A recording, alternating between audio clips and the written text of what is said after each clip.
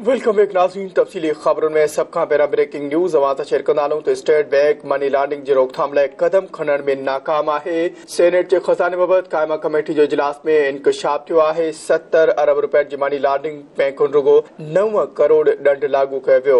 हिकु बार ॿीहर breaking news जे हवाले सां नाज़रीन अवां खे वधीक आगाह कंदासूं त मख़सूस ट्रांज़ेक्शन ते बैंकुनि रुगो पंहिंजे हिसे जो किरदारु अदा कयो आहे। 9000 खां वधीक करंसी ट्रांज़ेक्शन रिपोर्ट्स FMU में फाइल थियूं आहिनि। स्टेट बैंक अमलदार जे इजलास में इहा आगाही ॾिनी वई आहे। चयाईं त 40 शकी ट्रांज़ेक्शन रिपोर्ट्स बि फाइल कयो वियो आहिनि।